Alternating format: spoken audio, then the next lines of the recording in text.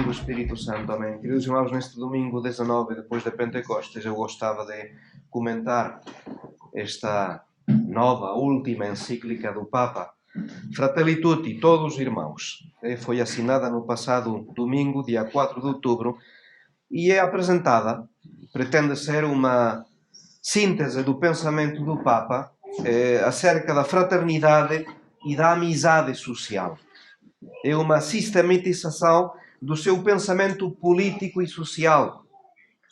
E alguns chegou a dizer que era mesmo o seu testamento político. Qual foi a sua inspiração? É o Papa a falar.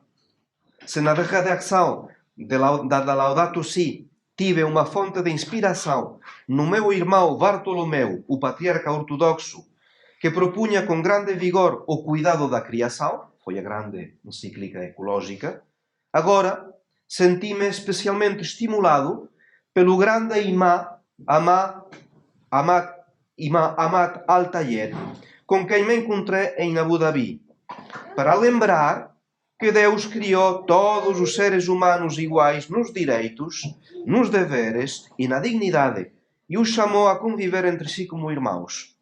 Não poderia ter esperado a famosa frase de Santo Inácio: Deus criou os homens para louvá-lo, para fazer reverência, para servir Deus Nosso Senhor e mediante isto salvar a sua alma. Não, Deus criou todos os seres humanos iguais, nos direitos, nos deveres, na dignidade, e os chamou a conviver entre si como irmãos. Então a encíclica toda é um diagnóstico deste nosso mundo. Concentra a sua atenção nas questões ligadas à problemática dos migrantes, dos refugiados, dos movimentos populistas, na xenofobia, no racismo, nas novas escravaturas, no tráfico de seres humanos, na guerra, na violência sobre mulheres e crianças, no drama ecológico também, claro, nos idosos, nos portadores de deficiências. Qual é a sua fundamentação teológica? A famosa parábola do samaritano. Não podemos viver indiferentes à dor alheia e não podemos deixar ninguém caído nas margens da vida. Então, esta parábola é a linha de comportamento, é para qualquer homem de boa vontade. E não só os cristãos, mas homens de boa vontade. Consegue fazer aplicações muito práticas. Por exemplo, num capítulo em que pretende dar respostas indispensáveis aos que fogem das graves crises humanitárias, vai encorajar o incremento e simplificação da concessão de vistos, oferecer um alojamento adequado e decente, assegurar uma adequada assistência consular, a possibilidade de abrir contas bancárias, promover a inserção social. Pontos fortes da encíclica reitera a sua opinião particular de que a pena de morte é inadmissível. E faz campanha pela sua abolição e também pela abolição da prisão perpétua, que ele chama de pena de morte secreta. O último capítulo, o 8º, está dedicado ao papel das religiões na construção de um mundo mais fraterno. E então aí também recorda a sua recusa absoluta do uso da violência em nome da religião. E a adoração de Deus e o amor do próximo não pode acabar por alimentar formas de desprezo, ódio, xenofobia, negação do outro. A violência não é fruto, mas de formação das convicções religiosas fundamentais. E as religiões devem ser instrumentos ao serviço da fraternidade no mundo.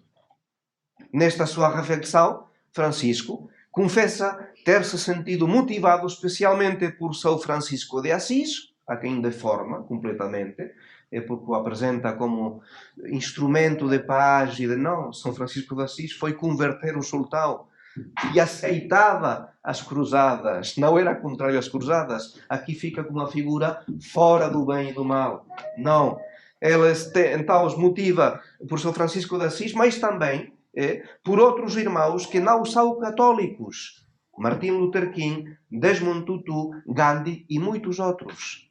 Palavras do Papa Francisco. Tal qual tem de ser o nosso critério. Eu acho que aqui aplica-se muito bem as palavras do arcebispo Viganò, que hoje está de moda, mas que tem, neste sentido, umas palavras muito apropriadas. Ele diz desta encíclica: uma leitura rápida do texto nos induziria a crer que ela teria sido escrita por um maçom, não pelo vigário de Cristo. Tudo o que se contém ali é inspirado por um vago deísmo e por um filantropismo que nada tem de católico. A dimensão sobrenatural é totalmente ausente, assim como é ausente a referência à necessidade da pertença ao corpo místico de Cristo, que é a Santa Igreja, para poder conseguir a salvação eterna. Há aí, antes, uma gravíssima deformação do conceito de fraternidade. Para o católico, ela é possível apenas em Cristo, se houver Deus como Pai mediante o batismo, enquanto que para Bergoglio realizar-se-ia apenas pelo facto de pertencer à humanidade. Será que dizer que esta encíclica seria, se calhar melhor, estaria redigida por um maçom, será uma frase muito excessiva?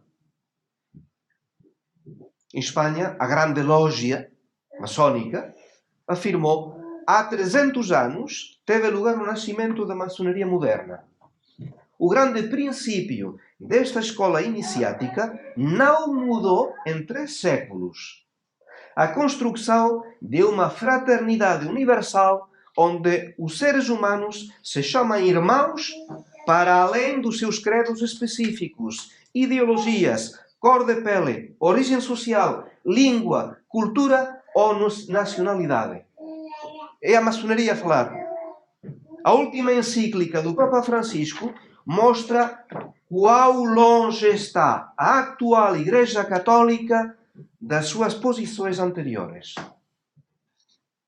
Em Fratelli Tutti, o Papa abraça a fraternidade universal, o grande princípio da maçonaria moderna. São os maçons que estão a louvar esta encíclica, e não são os maçons. Significativas também as declarações do presidente de Portugal, Marcelo Rebelo de Sousa. A encíclica é de uma coragem ilimitada, é um grito brutal e, ao mesmo tempo, a expressão de um poder mobilizador. O primeiro-ministro, António Costa: sonhemos como uma única humanidade, cada qual com a riqueza da sua fé ou das suas convicções, cada qual com a sua própria voz, mas todos irmãos. E o presidente da Espanha, Sánchez, socialista, como Podemos, que são pior do que os comunistas, partilho como Papa o apelo à construção de um mundo mais justo e unido. Obrigado por levantar a voz em defesa dos mais vulneráveis e gritar contra os efeitos do neoliberalismo e do populismo. Palavras completamente vazias, ocas, em boca de pessoas vazias e ocas que desprezam completamente Cristo e a sua Igreja. Qual é a preocupação destas pessoas pela Igreja Católica? Então, com certeza que a encíclica poderia ter sido escrita por um maçom. Toda a mensagem de Francisco baseia-se na legitimação da ideologia revolucionária dos direitos humanos, liberdade, egalidade, fraternidade, que é citada com um capítulo na encíclica. Estes direitos humanos que substituem o Evangelho e os mandamentos da lei de Deus. Promove também esta encíclica a falsa dignidade de pessoa humana, que esconde uma natureza caída do homem. Um homem que precisa da graça de Deus para ser remido do seu pecado e conseguir a salvação eterna. Mas é que a salvação eterna não aparece na encíclica. Como também não aparece oração, nem graça santificante, nem, a dimensão sobrenatural é notória pela sua ausência. Não uma linha vertical em que as almas vão para Deus, não uma linha puramente horizontal, sem referência a Deus Nosso Senhor. A fraternidade acaba por ser um valor superior ao próprio Cristo, porque, segundo o Papa, seria capaz de reunir católicos, muçulmanos, budistas e até os próprios ateus que também têm a sua fé e convicção. A fraternidade está por acima de Cristo Nosso Senhor. E esta unidade do mundo, concebida neste contexto laico e naturalista, deixa de lado o Cristo e a sua Igreja. Não precisamos de Cristo, não precisamos da Igreja Católica para obter esta amizade global. Então, com certeza que respondem mais a um texto da maçonaria que da Igreja Católica. Dizia Dom Marcelo Lefebvre, contribuir para deixar as mentes no erro e as almas no pecado não é verdadeira caridade. Uma coisa é compreender as almas e a causa que as levou ao erro e ao pecado. Uma coisa é isso. Outra, dar ao erro uma aparência de verdade e ao pecado uma aparência de virtude. O que levaria o nosso interlocutor a acreditar que ele está na verdade e no bem. A verdadeira caridade não coloca a lâmpada debaixo do alqueire. E o que estou a fazer? Esconder a lâmpada. Eu estava a preparar um sermão e de seguida veio, no fim, as palavras de Nossa Senhora La Salette. Roma perderá a fé e se converterá na sede do Anticristo. Se não é o caso, estamos muito perto. E Nossa Senhora em La Salette dizia, precisamente, depois de lembrar esta frase tão terrível, lembrava e se dirigia um apelo urgente aos que chama os apóstolos dos últimos tempos. Já é hora de saírem e virem iluminar a terra. Estou convosco e em vós, desde que a vossa fé seja a luz que vos ilumine nestes dias de infortúnio. Que o vosso zelo vos torne como que famintos da glória e da honra de Jesus Cristo. Combatei, filhos da luz, vós, pequeno número que ainda tendes vista, porque chegou o tempo dos tempos, o fim dos fins. A Igreja será eclipsada, o mundo estará na consternação. Salto a qual, e Monsenhor Lefebvre, num retiro dirigido aos padres, aos sacerdotes, no ano 88, dizia: parece-me que existe aqui todo um programa de vida espiritual para a fraternidade. Podemos estabelecer uma ligação entre a fraternidade e os apóstolos dos últimos tempos? Pergunta. Só Deus sabe. Não sei, pois não sou profeta, não conheço o futuro. Não sei se, dirigindo os seus padres, estáis entre os últimos sacerdotes que existirão nos últimos tempos. Mas mesmo que não sejais a última geração, é bem verdade que sois uma geração inteiramente particular, devemos reconhecê-lo. O vosso sacerdócio será exercido em circunstâncias excepcionais e extraordinárias. Então continua, é precisamente isto que estamos a viver. Roma perde a fé. Isto não depende de nós. Nós estamos apenas a verificá-lo. A Igreja parece estar efetivamente eclipsada. Portanto, há uma comparação que não podemos deixar de fazer entre a fraternidade e os sacerdotes, tal como descrito por Nossa Senhora em La Salette.